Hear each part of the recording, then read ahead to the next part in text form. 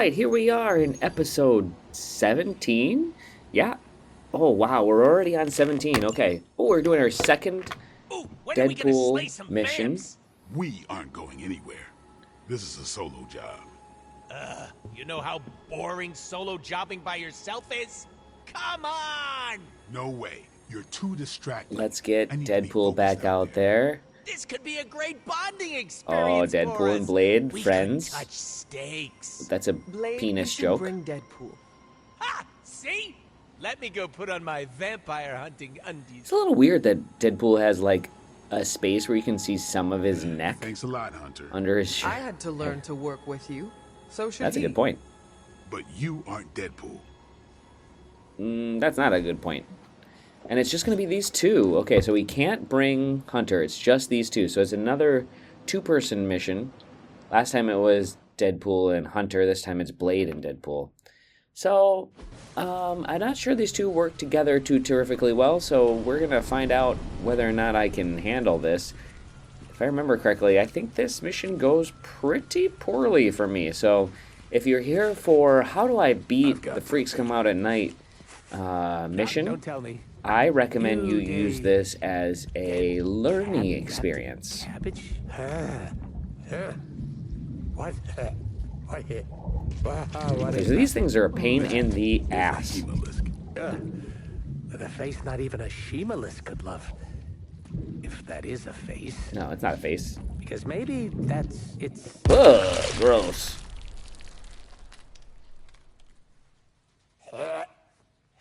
Okay. Definitely not Ew, the face. don't It's throw a up inside the vampire mask. egg sac, which means now we're on the lookout for. Vampire bacon. Huh? Get it? What do we have? A full infestation? If we're lucky. Then I suggest you eliminate the threat before the vampires can get any stronger. On it. Or we pop that sucker like a giant zit. Or both.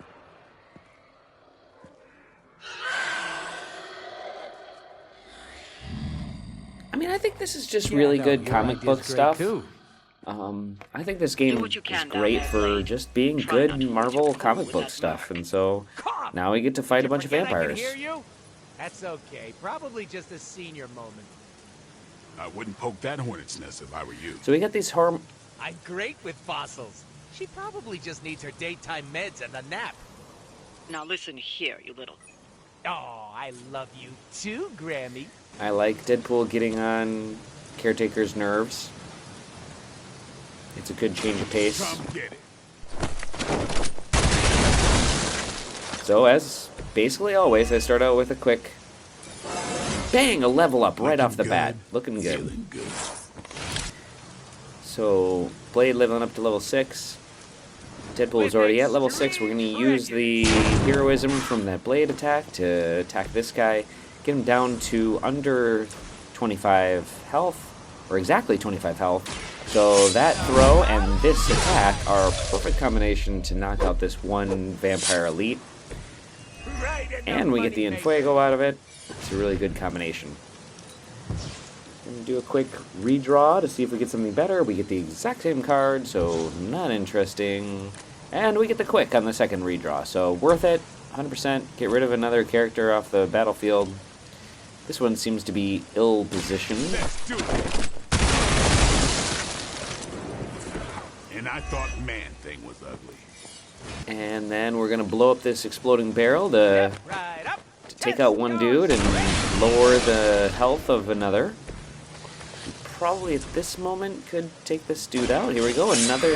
So that's actually a really cool combination. We get the environmental attack plus the death from above. Gets the kill. A level up for Elba's excellent. Deadpool puts him at level 7, and we can get a. Let's see if we can draw some new cards, maybe. Because the cards we have were only okay. And also, we got to start using combat items. If we can get to 25 combat items used total, that'll get us across the line. There we get another quick. Great use of the draw, so we can knock out another character. And that leaves the bad guys with only one bad guy out there. Except, I forgot that this happened. So these Hemolisks, what they do is they have a certain amount of health. And every 5 or 6 turns, they can expunge a bunch of bad guys onto the field and take damage equal to the amount of bad guys that they drop for 12 times that amount of guys. So when these guys all jumped onto the field, it hurt the Hemolisk somewhat, but it adds a bunch of bad guys to the field. So that's really dangerous. This one over here is going to go off on the next card play. So while it's worked out really nicely to use that exploding barrel, and then this time we're using the pain pinata, we really knocked this thing down quite a bit. But again, another dark incubation. So this one's 4 dudes. So this one's going to take 48 damage, so 12 times the amount of dudes that it creates. And that's really awful timing, because now there's 5 dudes out on the board right as we're going into their turn. And I really needed to think about maybe it was worth it not to use that last quick strike right before the break, because I could use it now instead, and not have those 4 extra guys come out here at the beginning of the turn. So that's something I'll have to think about with these Hemolisks going forward, is whether or not I want to take them out before they explode, and you'll see over the course of the rest of this fight that I do a pretty bad job with that. That chain attack was really nice, except that for this guy to have a blood frenzy, that means he's going to start attacking every 2 turns, and every 2 card plays instead of every on their turn. So it's a little dangerous for us as well. We really don't want this thing to blow up again, so we're going to have to make sure we get that guy out of there. We're going to waste an environmental on a minion, which is okay. It's not the worst, but it's worth it to get that out of there. But we have nothing to attack with in this turn, so it's good to get that out of there. And we rather than play the Altogether now, we did a switch and ended up with another card, and then we redrew that card to bring us back this quick shot. But again, it's one of these situations where now it's got bleed on it. Now the bad guys have this like ability to like freak out when they see bleed. They didn't get a turn that turn. It sounds to me like they just Because this guy's on frenzy instead. Yo, those elites hitting with a frenzy attack. Okay, we got our first ever injury just then. In battle injury. That means, and so what that does is that makes it so that on this fight, that's not really going to affect Deadpool at all, but if we needed to take him with us to our next fight, okay, see how there's only 1 turn left on this Hemolisk? Get it out of there. If we brought Deadpool with us to our next fight, he would have an injury, and that would make it so that he'd have some sort of negative that happens to him at the beginning of the next fight. It could be like that he's slowed, or that he's dazed, or I don't know what, but like for whatever reason, the healing factor will fix me up. You do know I have a healing factor, right? Well done, you two. for whatever reason, the injury is gonna linger on Deadpool. Usually, basically, you just don't want to take that hero out for the next fight. And I think it'd be nice to see if I can get as few injuries as possible over the course of this campaign. That's our first, and so I'll be tallying that, but generally speaking, it's not the most painful aspect of the game. It's really when you lose a hero, which we haven't experienced yet, and I hope we never do in the course of this video set. That's when things go really poorly. Admittedly, Deadpool's only at half health here, so there's a chance that he goes down during this fight. But we gotta be really smart about making sure that there's not a lot of people targeting Deadpool during this fight. A real job all of a sudden. Blades jump. Sure, punk out. It's what you do best. Since we're gonna be best friends after this, I can't just leave you hanging. Don't do me any favors. These two do not get along. That's fine. I'm not sure that's the right guy to go after, but gotta make a choice eventually.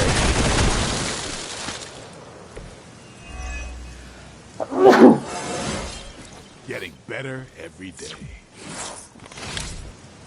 Okay, so here's another one of these plays where I can throw the papers, boom, get this guy down 20 health, and then we can use Death from Above to knock this dude out. I think it's a really cool combo. It works really effectively because the heroism replaces itself. You get +1 back. Don't worry. They're just sleeping. And then we're gonna redraw Pain Pinata because it's too expensive to play. Draw 2 new cards. Hopefully we get quick out of this. We did. We got at least 1 quick. And we can actually play a stake next turn. It might be interesting to stake this Hemalith. And I'll be curious if it draws any Give health the mother my regards back. in hell. A little late. The Dark Information happened. We should be doing a better job paying attention to that. It'd be really nice if there was... Oh, there are some exploding barrels right next to these dudes that just came into... Oh, wait, that guy just jumped across the thing. Oh, good thing we got this hot dog card to smash these 2 bros out of existence. Environmental stuff seems to be really successful against these vampires. There's just so many of them. You got to use the environmental stuff effectively. Okay, here's a cool move. So we're gonna shove this cart into the barrel. That knocks out the dude, and it hits the Hemolisk for a bunch of extra damage. Puts that Hemolisk down near dead. This dude takes a huge attack from Deadpool, but he still lives. Never seen that before. And then we're going to vault over this thing to attack him. Now, I probably should have done it the other way around, because the other way around would have helped our Enfuego, but that being said, it is what it is. That's the way I played it, and we're not going to go back. So we've only got a few guys left. And just so many attacks against Deadpool. You can hear him on up. He's down to 42 health. I don't have any healing potions. I need to go to the cauldron and create some healing potions for future attacks, future games. Man, and doing this quick shot will create bleed, so like we're in a tight spot where like doing more uncertain cards is gonna. Moonlighting with the midnight suns. Yeah, keep digging that grave. Dude, don't berate the Midnight Suns.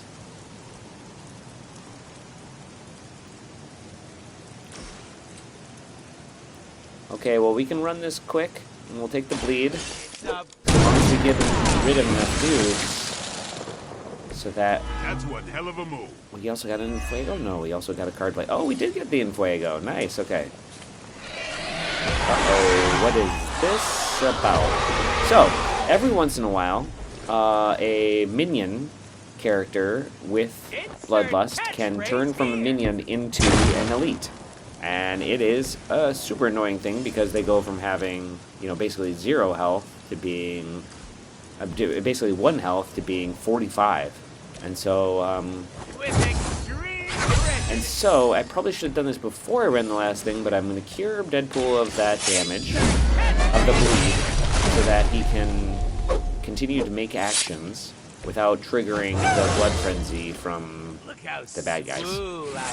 And, now we have these 2 dudes left, and we should be able to take them out pretty effectively. It's still going to be kind of tight, because if they both attacked Deadpool, we might have been in trouble. Luckily, they both attacked Blade. He still has 96 health. We're not in trouble of losing at any point here, but it's on. We're definitely going to be down a star, because the expectations for these levels is just really impossible, so... These fanatics are And always this guy's the same. not gone yet. Dang, he's going to get another turn. That's so rude. Payback's gonna be fun. Alright, let's death from above this dude. I think that's the ball game. We won't let you down, Grammy. Allow me. And there we go. End of fight number 2. Said knock you out. Most Like it or not, you all seem to work story-related surprisingly well together. missions have 2 fights in them. I'm not going to say all of them. But most of them have 2. And so we're going to see this cutscene about Blade and Deadpool finishing off a bunch of zombies. I mean, excuse me, vampires. There's a big dong. Something's wrong. Something's changed. Oh, don't tell me. Don't tell me. I'm gonna go with new benches. I wish I was fourth wall breaking in Vampires some way. attacking civilians in plain sight? That's not vampire protocol. Okay. Yeah, no, it's really not. Do you think anyone would notice if I just left you here? They'll know. There's the fourth wall breaking. Okay, you want answers? I'll call my client. Not here. Back home. Where we're safe from client bots.